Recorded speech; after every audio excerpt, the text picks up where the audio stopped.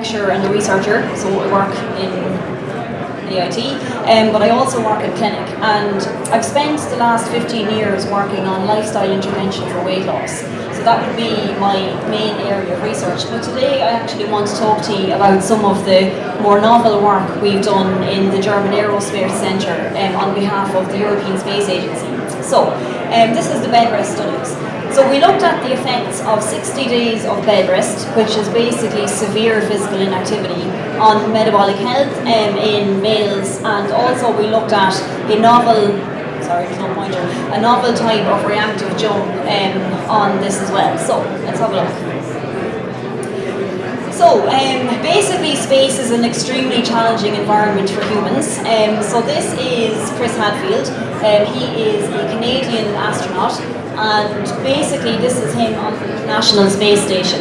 And you can see there that it's a very weightless environment. And what happens is this weightless environment, or microgravity, causes a whole host of problems in the body. So predominantly you would lose a lot of muscle mass because there's no gravity acting on the body. You lose bone mass, so when they go on long-term missions, they can actually come back almost having osteoporosis. So it's a big problem. You also gain fat mass, and that in turn causes a whole host of kind of metabolic problems, which is where my area of interest is. And particularly you can develop something called insulin resistance, which is basically it's like a pre-diabetic state.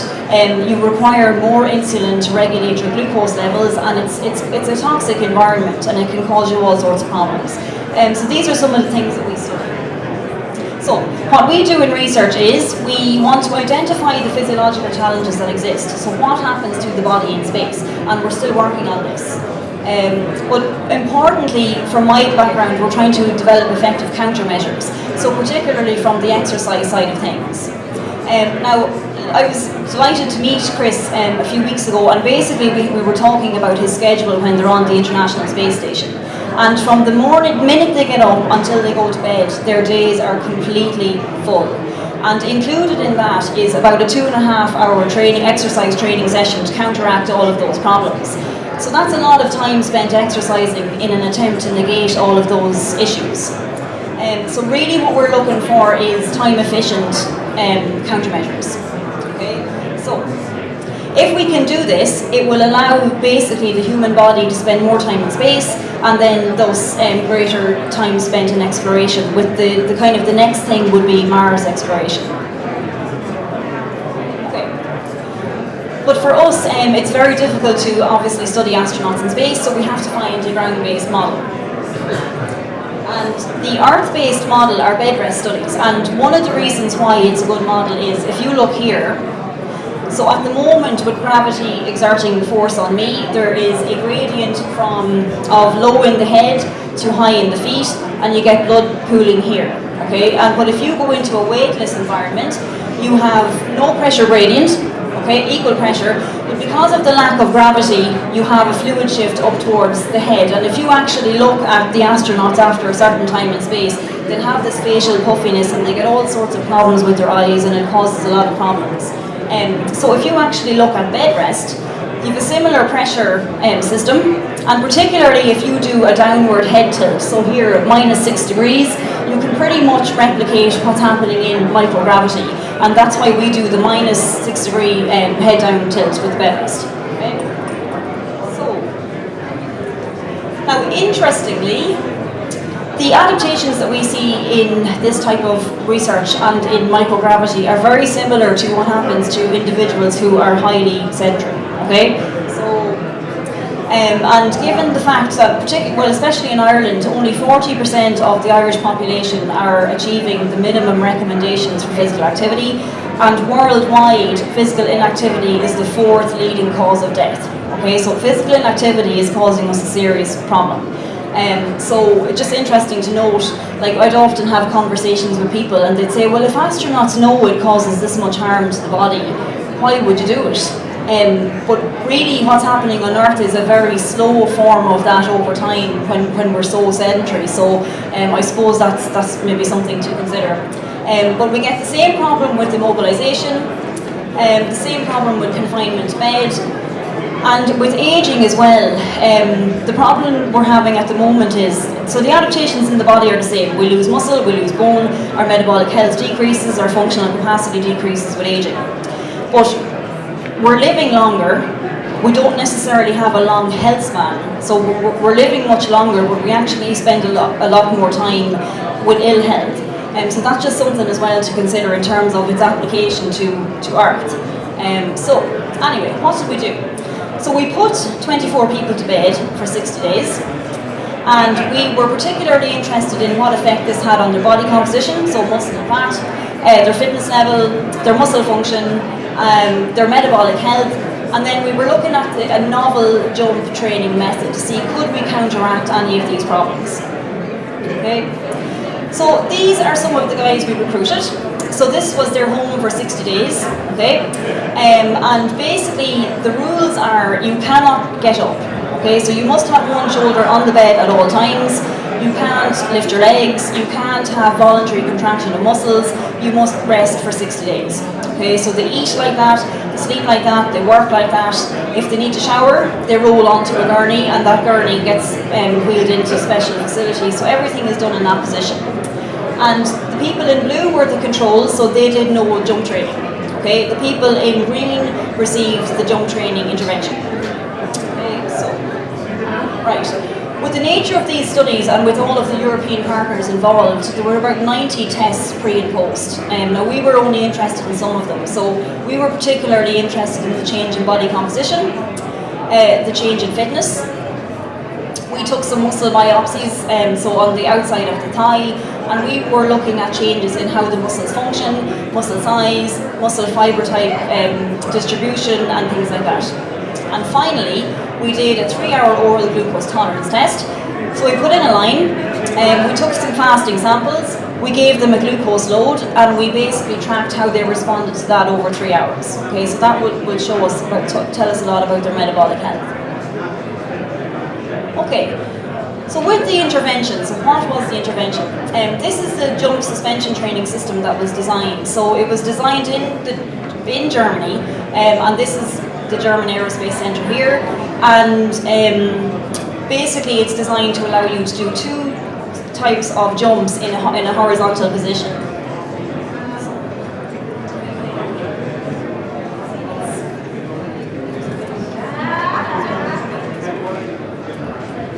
Just to show you what the jumps looked like. So the first is the vertical jump.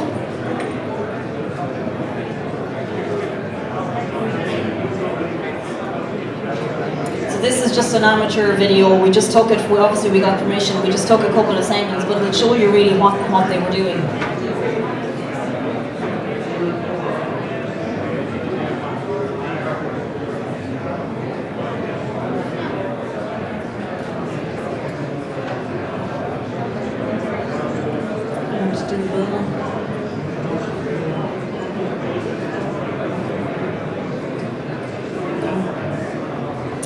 Okay, so I'll just tell you what they did. So this is the jump training system here. For the vertical jump, basically what it involves is they bend their knees and they jump explosively, and that's vertical jump. Okay, so that's that one. The other one is they do very explosive hops, but they keep the legs straight. So the legs are completely straight, and they have to do explosive hops.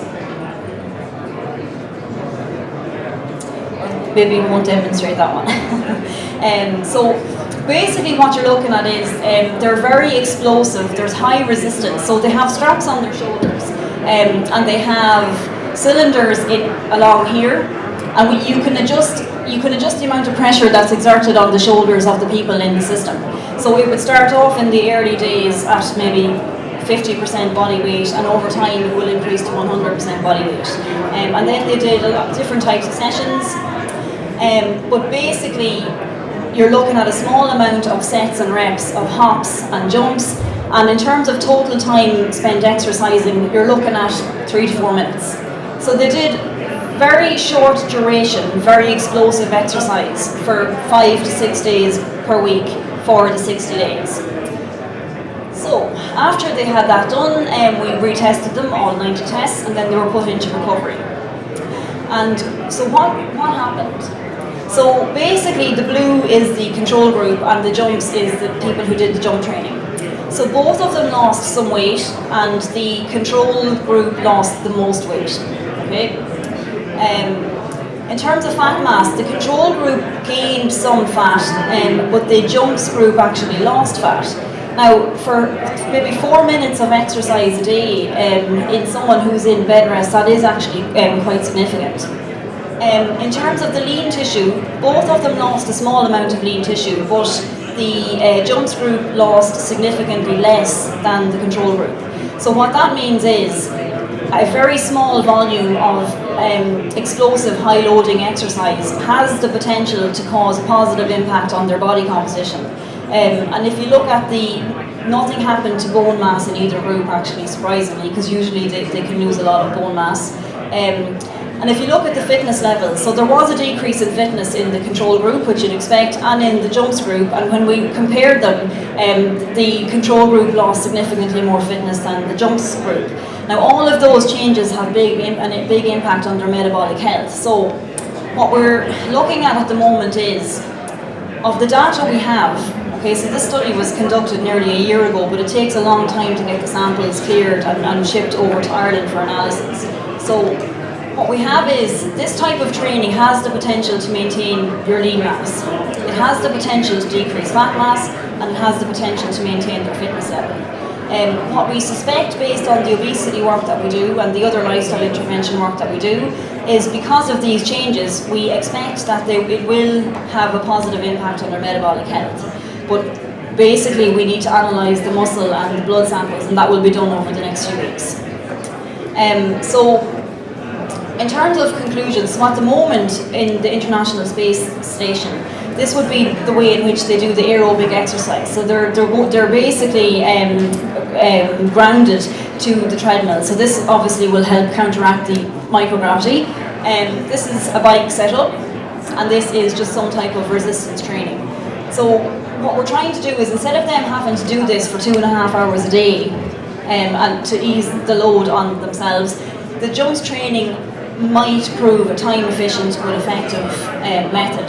So it could be that it could be a system that is set up in the International Space Station, but also it could be something when we take it back to the population level. So if you look at the obesity epidemic in Ireland at the moment, and in the world, and the physical inactivity epidemic, and if we look at some of the major reasons that are cited for the reasons why people aren't active, lack of time is one of them. So always on Earth-based models, what we're trying to do is come up with effective interventions that can cut down on the amount of time and volume that people have to do per week.